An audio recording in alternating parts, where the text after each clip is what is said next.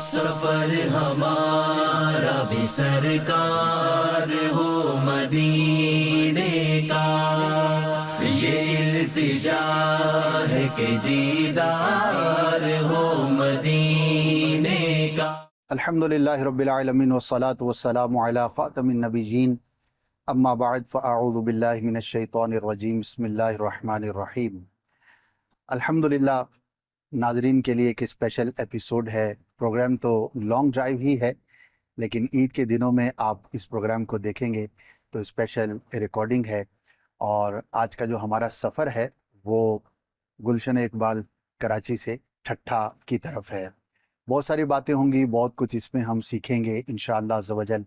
اور آج کے پروگرام کی خصوصیت یہ ہے کہ میرے ساتھ مفتی دعوت اسلامی، مفتی علیہ سنت، مفتی قاسم صاحب دامت برکاتہم العالیہ تشریف فرما ہیں۔ مرحبا کہتا ہوں۔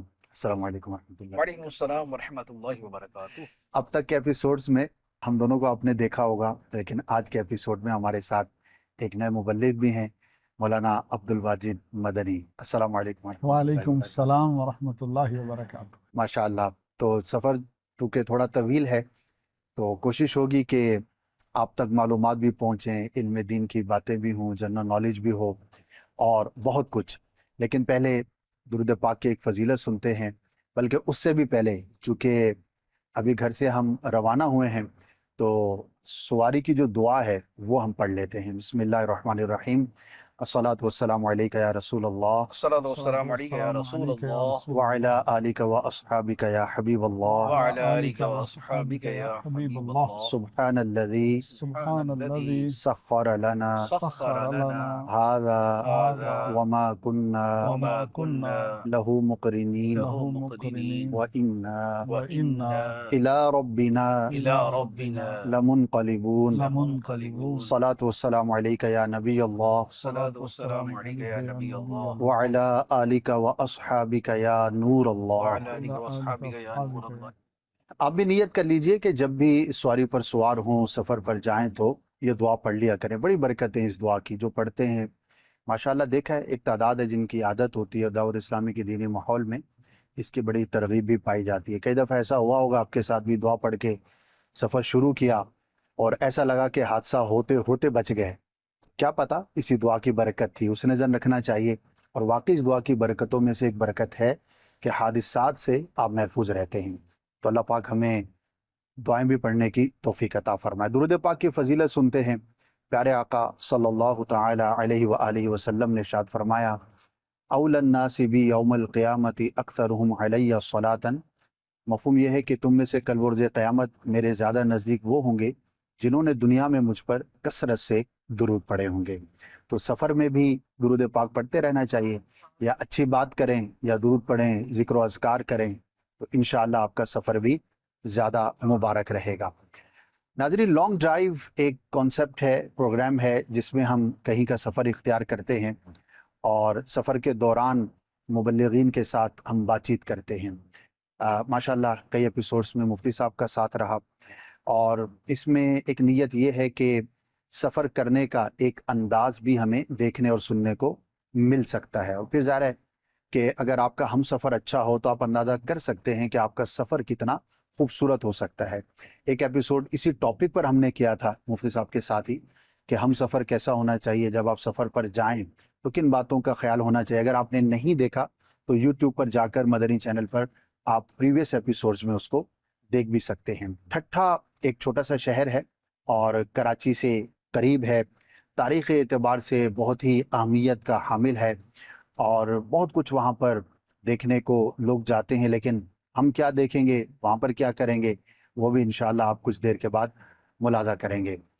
آج کا جو ٹاپک ہے جس پر ہم انشاءاللہ کلام کا آغاز کرتے ہیں، مفتی صاحب سب سے پہلے میں یہ پوچھنا چاہوں گا کہ یہ کہا جاتا ہے کہ انسان ماضی پرست ہے، ماضی کو بہت زیادہ پسند کرتا ہے اور تاریخ کے بارے میں جاننا بھی چاہتا ہے، اور اسی تجسس کی وجہ سے انسان نے بہت کچھ کیا، بڑے بڑے شہروں کو، زمینوں کو کھود ڈالا، دنیا کا سفر کر لیا، اور ایک بہت بڑا کویشچن کیا جاتا ہے کہ دنیا کی تاریخ کیا ہے، اقوام کی تاریخ کیا ہے، میری تاریخ کیا ہے، وغیرہ وغیرہ۔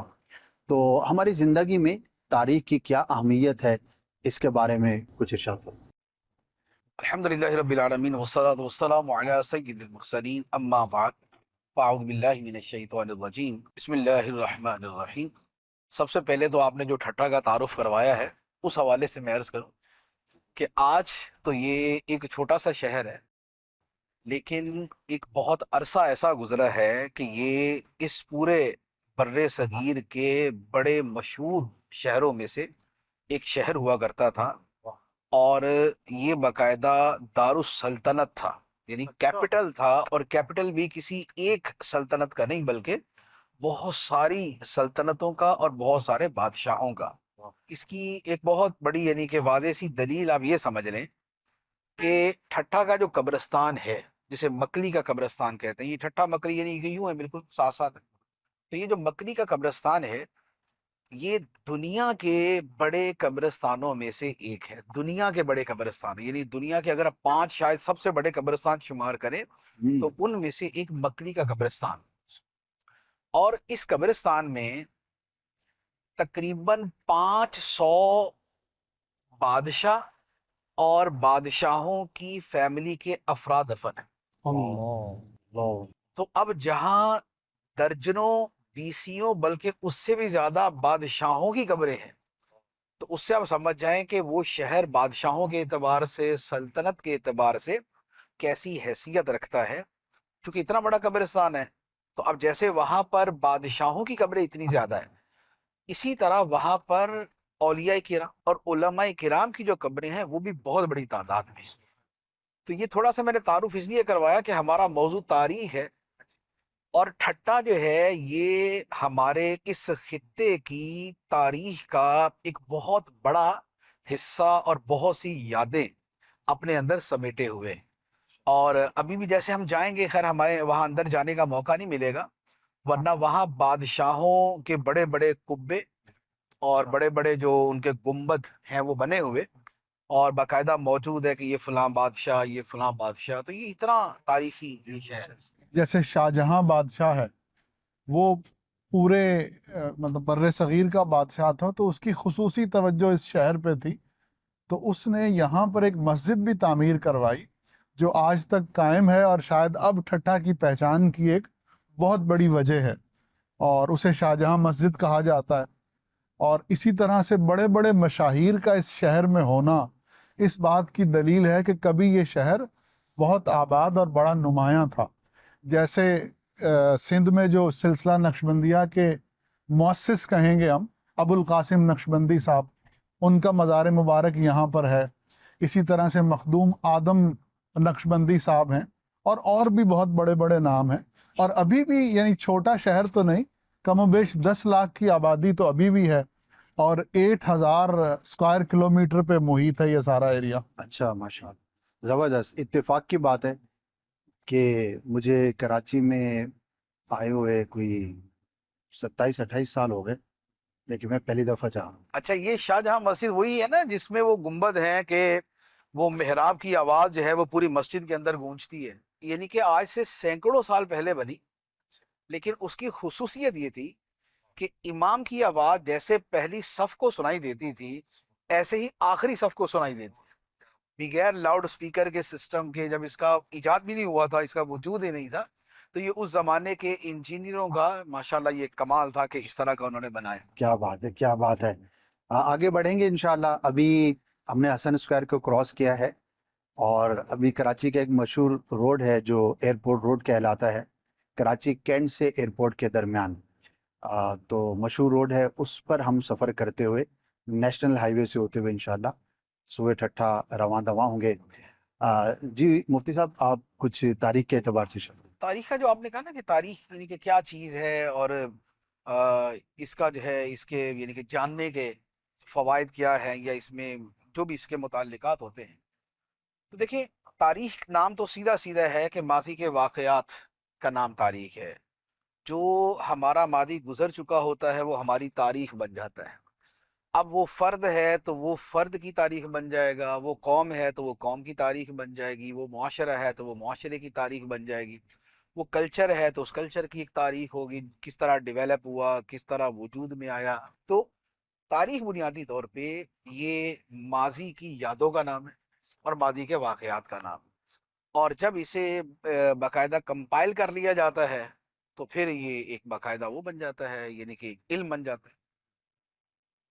تو تاریخ کے حوالے سے یہ ہے کہ تاریخ کے اندر جو دلچسپی ہے انسان کی، یا جو اس کے پڑھنے کے، پہلے اس کے پڑھنے کے فوائد کے اعتبار سے ہم دیکھ لیتے ہیں۔ دیکھیں، تاریخ کا علم یہ ہمیشہ سے یہ قوموں کے پسندیدہ علوم میں شامل رہا ہے، اور اس کی ابتدا اس وقت سے ہے کہ جب آدم علیہ الصلوۃ والسلام اس دنیا میں تشریف لائے، کیونکہ جب تاریخ کا معنی ہے ماضی کے واقعات، تو آدم علیہ الصلوۃ والسلام جیسے تشریف لائے تو ان کے زندگی کا ایک سلسلہ شروع ہو گیا، انسان وجود میں آئے کہ آدم علیہ الصلوۃ والسلام پہلے انسان ہیں، تو اب انسانوں کی تاریخ شروع ہو گئی۔ یعنی اس سے پہلے کو آپ دیکھیں گے تو اسی روئے زمین کے اوپر جنات کی تاریخ ہے، آدم علیہ الصلوۃ والسلام تشریف لائے تو اب انسانوں کی تاریخ شروع ہو گئی۔ پھر تاریخ انسانی کے واقعات کو ہم شمار کرنا شروع کر دیتے ہیں کہ آدم علیہ الصلوۃ والسلام فلاں جگہ اترے تھے، وہاں سے فلاں جگہ پہ آئے، حضرت حوا رضی اللہ تعالی عنہا فلاں جگہ اتری تھی، وہ وہاں سے یہاں تشریف لائیں۔ اچھا، پھر ان کے ہاں اولاد ہوئی، اولاد کا سلسلہ یوں بڑھا۔ اچھا، پھر اس کے اندر حابیل قابیل کا واقعہ۔ تو اب یہ کیا ہے؟ یہ تاریخ ہے۔ تو اب اگر یہ تاریخ ہے اور یقیناً تاریخ ہے، تو اس کا مطلب یہ ہوا کہ تاریخ کب سے شروع ہوئی؟ کہ آدم علیہ الصلوۃ والسلام آئے اور تاریخ شروع ہو گئی۔ تو دنیا کے اندر جن علوم کی تاریخ ہے ان میں سب سے پرانے علوم میں سے علم تاریخ۔ اچھا ہاں، یہ ہے کہ مرتب کرنے کا سلسلہ بعد میں شروع ہوا، کہ وہ ایک بہت بعد کے اندر اس کا سلسلہ شروع ہوا۔ اچھا، پھر تاریخ کے حوالے سے ایک اور آپ کو میں دلچسپ بات عرض کرتا چلوں جی کہ علم تاریخ کے واقعات کا لکھنا اور اسے جمع کرنا، اسے لوگوں تک پہنچانا، یہ ویسے تو کافی پرانا علم ہے، اور اس پر کئی یعنی کہ زمانہ قبل مسیح میں بھی کتابیں اس موضوع پر لکھی گئیں۔ لیکن حیرت انگیز بات یہ ہے کہ علم تاریخ کو جو مرتبہ کمال تک پہنچایا وہ مسلمانوں نے پہنچایا۔ اچھا، بہتوں کے لیے نئی بات ہوگی۔ یہ حیرت انگیز بات ہے، اور یہ واقعتاً نئی بات ہے، اور یہ ہمارے فخر کی بات ہے بے شک۔ کہ الحمدللہ مسلمانوں نے علم تاریخ کو مرتبہ کمال تک پہنچایا۔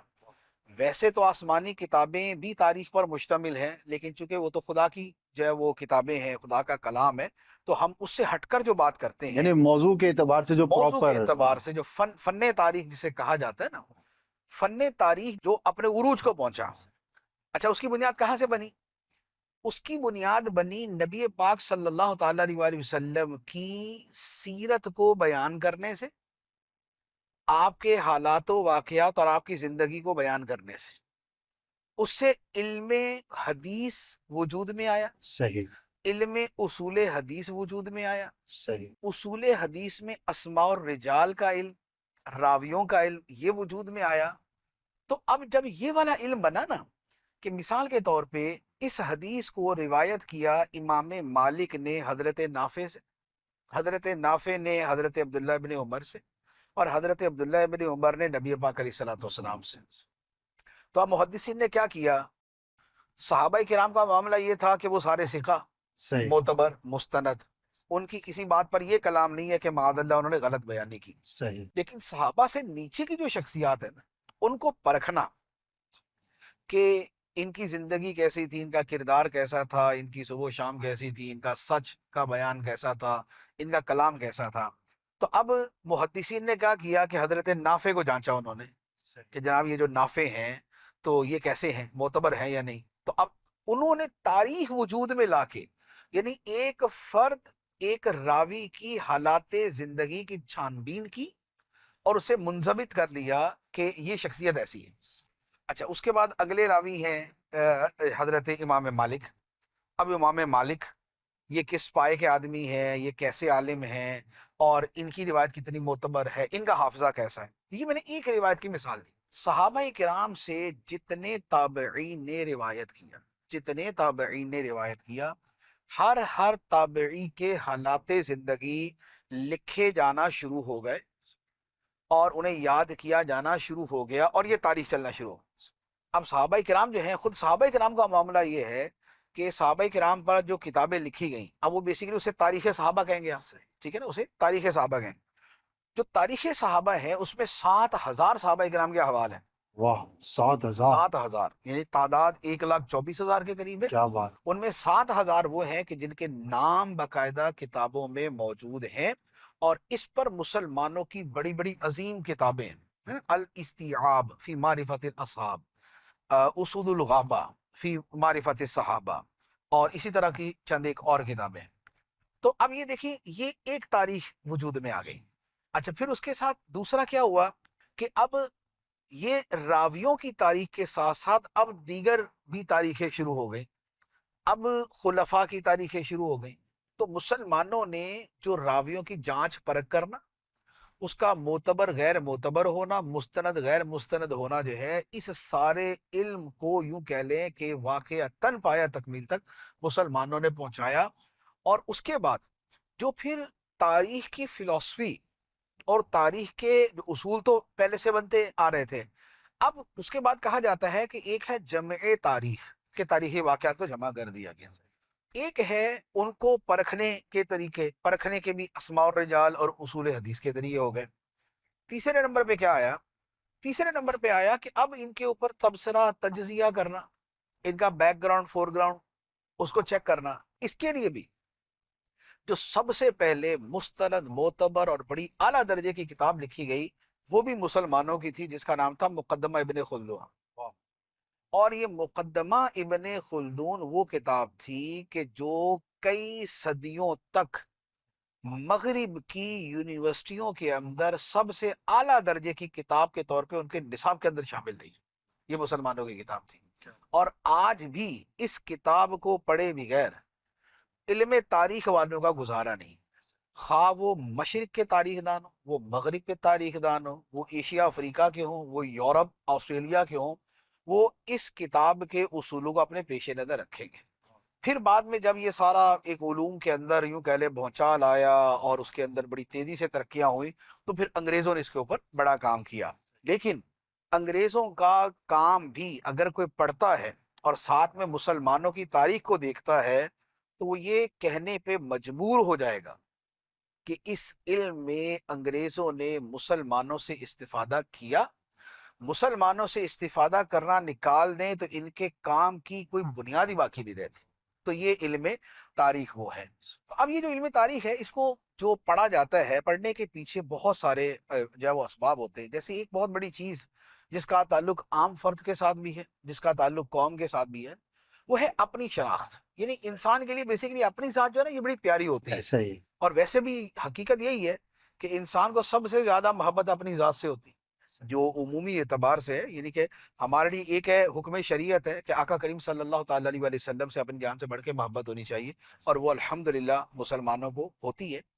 لیکن جو ہم عام مادی اعتبار سے چیزیں دیکھتے ہیں، تو اس میں انسان کے لیے سب سے زیادہ محبوب شے اس کی اپنی ذات ہوتی ہے۔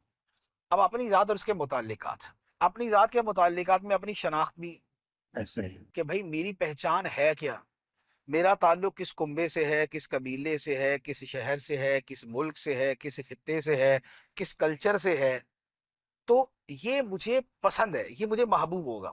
اسی لیے آپ نے دیکھا ہوگا کہ مثال کے طور پہ آپ کا ایک عرصہ ساؤتھ افریقہ میں گزرا، ایسے ہی ٹھیک ہے؟ اچھا، اب آپ ساؤتھ افریقہ میں تھے، وہاں پر بھی اگر آپ کو کہیں کوئی بندہ ملے اور وہ بولے جناب میں پاکستانی ہوں، تو آپ یکدم ایک اپنائیت فیل کرتے نا اس کے لیے کہ اچھا یار پاکستان سے ہو آپ۔ تو اب آپ اس کے ساتھ، اچھا اب اس کے ساتھ اگر وہ آپ کو یہ بتا دے کہ جناب میں بھی کراچی سے ہوں، تو چونکہ آپ کراچی میں رہتے تو اب آپ کو اور زیادہ اس سے وہ ہوگا کہ یار یہ بندہ کراچی کا ہے بھائی، ٹھیک ہے۔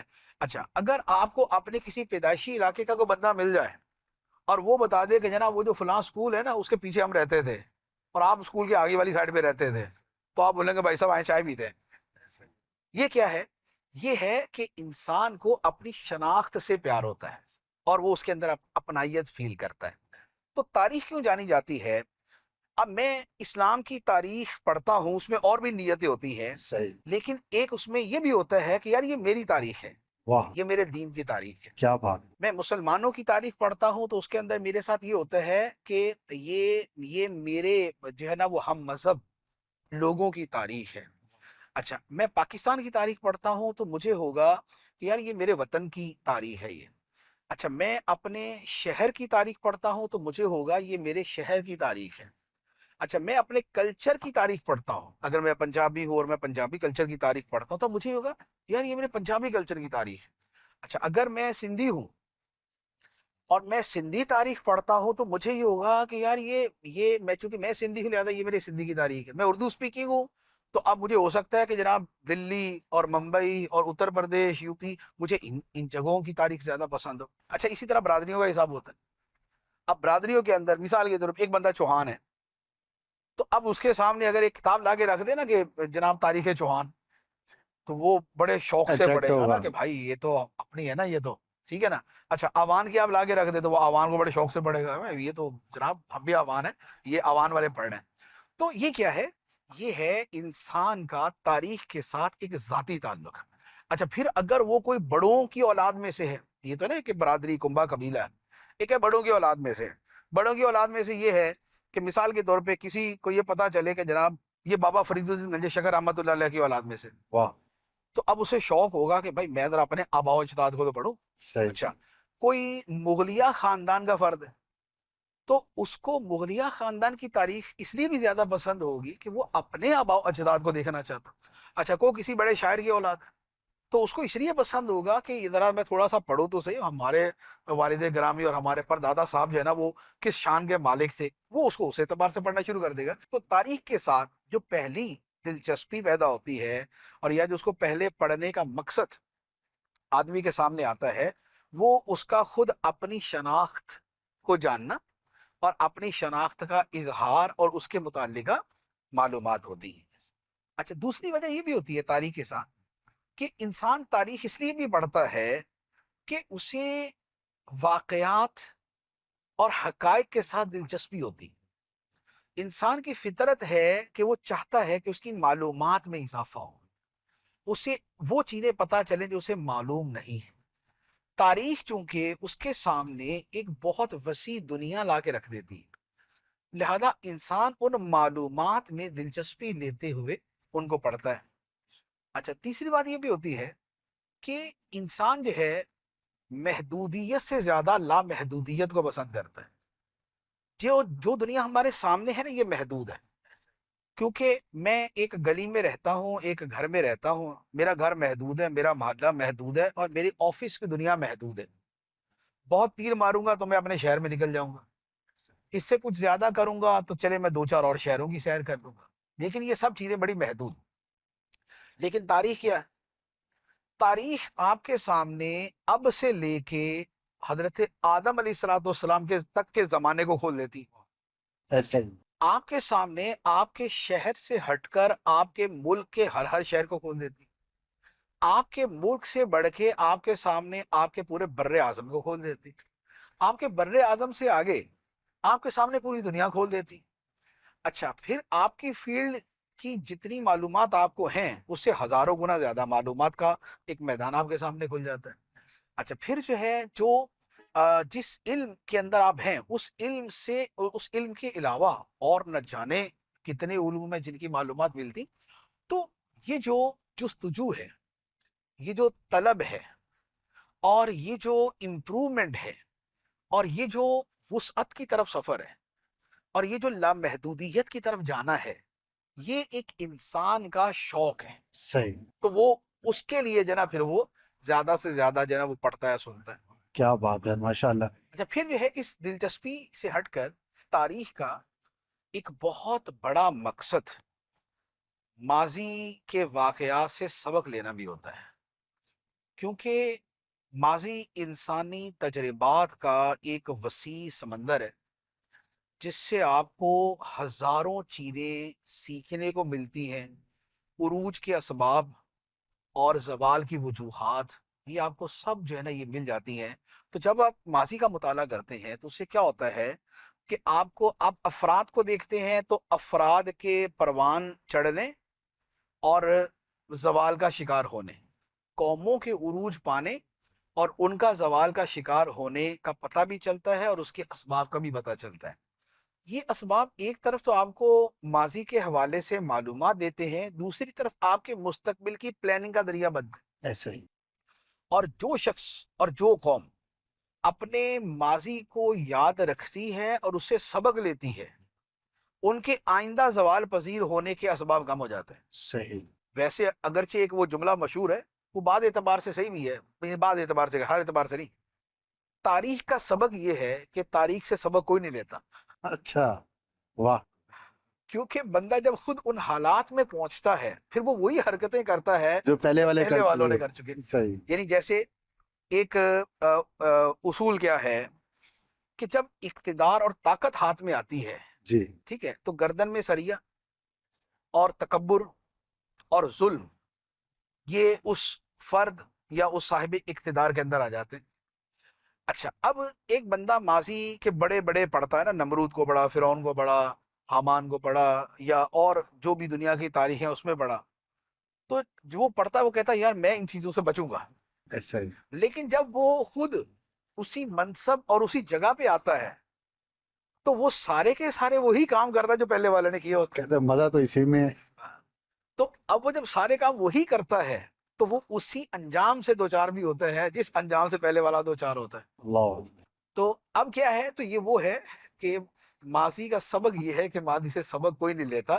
تو آن سرٹن لیول یہ بات جو ہے وہ درست ہے، باقی ماضی سے سبق لینے والے بھی ہیں اور اس سے بہت اچھا جو ہے نا سمجھنے والے بھی۔ صحیح، اسی میں اسد بھائی کچھ میں بھی ایڈ کر دوں کہ چونکہ تاریخ جو ہے وہ ایک ماضی کی بات ہے، تو جو اپنے ماضی سے ہوشیار ہوتا ہے تو وہ اپنے حال پہ نظر رکھتا ہے اور اپنے حال کو سنوارنے کی کوشش کرتا ہے، اور جب حال سنور جاتا ہے تو پھر فیوچر بھی بہتر ہو جاتا ہے۔ اچھا، جو لوگ اپنی تاریخ سے باخبر ہوتے ہیں نا اسد بھائی، وہ لوگ یا وہ قومیں اپنی زندگی میں ڈیسیجن میکنگ میں وہ دوسروں سے ممتاز ہو جاتے ہیں، اور وہ فیصلے بھی کر جاتے ہیں کہ جو ماضی سے اگر وہ آگاہ نہ ہوتے تو وہ فیصلے نہ کرتے۔ اچھا، اس کی ایک بہترین مثال خود پاکستان کا قیام ہے کہ ہم اپنے ماضی سے آگاہ تھے کہ دین کی وجہ سے، اسلام کی وجہ سے ہم ایک مختلف قوم ہیں، اور ایک مختلف قوم ہونے کی وجہ سے ہمارا یہ ایک لیجٹمیٹ رائٹ ہے کہ ہمارے پاس ایک الگ سے ملک ہو جس میں ہم اپنے عقیدے، اپنے مذہب اور اپنے طریقے کے مطابق زندگی گزار سکیں۔ تو when one is informed about, when one knows his history, so he is able to make better decisions۔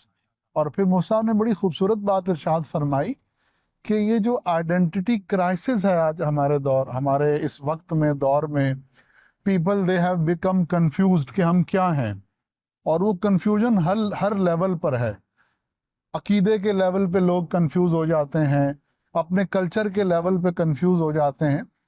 تو لیکن اگر کوئی تاریخ کا مطالعہ رکھتا ہے تو اس کو یہ بات پتہ چل جاتی ہے کہ میں کون ہوں، کہاں سے آیا ہوں، کس قوم سے میرا تعلق ہے، اور میں کس عقیدے سے بلونگ کرتا ہوں۔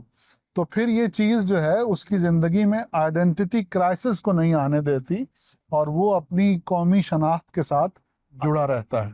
جیسے عام طور پہ ایک ہماری پریکٹس ہے کہ خاندانی معاملات کے اندر جو خاندان کے بوڑھے ہوتے ہیں ان سے مشورہ لیا جاتا ہے اور اسے زیادہ معتبر شمار کیا جاتا ہے۔ ایسا ہی، وجہ یہ ہے کہ خاندان کی جتنی تاریخ ان کے سامنے ہوتی ہے نا، صحیح ہے، وہ دوسروں کے سامنے نہیں ہوتی۔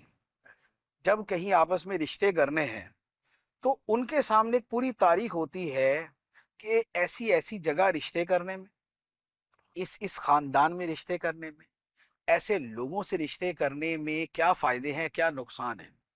اچھا، اسی طرح اور زندگی کے بہت سے فیصلے، خواہ اپنا گھر ہی چینج کرنا ہے یا اپنی نوکری چینج کرنی ہے یا اپنا بزنس چینج کرنا ہے، تو جو خاندان کے بوڑھے ہوتے ہیں چونکہ ان کے سامنے ماضی کی تاریخ ہوتی، ایسا ہی، خاندانی تاریخ ہوتی، اپنے افراد کے مائنڈ سیٹ کی تاریخ ہوتی ہے، جس طرف موو کرنا ہے ان لوگوں کے طرز زندگی کی تاریخ ہوتی ہے، تو وہ اس کے مطابق جو ہے وہ مشورہ دیتے ہیں۔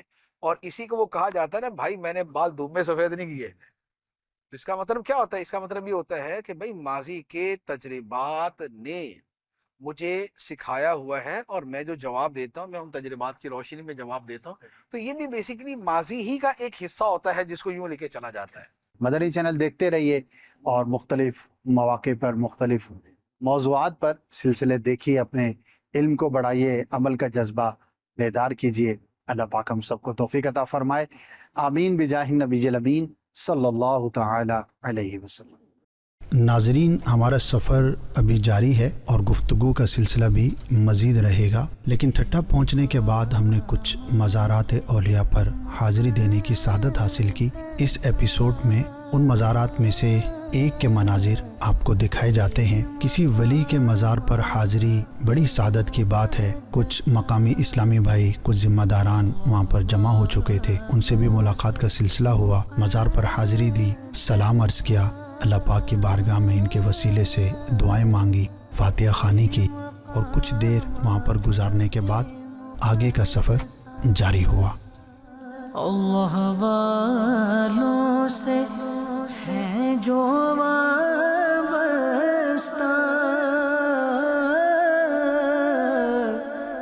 ہے مقامات مقدسہ، سفر ہمارا بھی سرکار ہو مدینے کا، یہ التجا ہے کہ دیدار ہو مدینے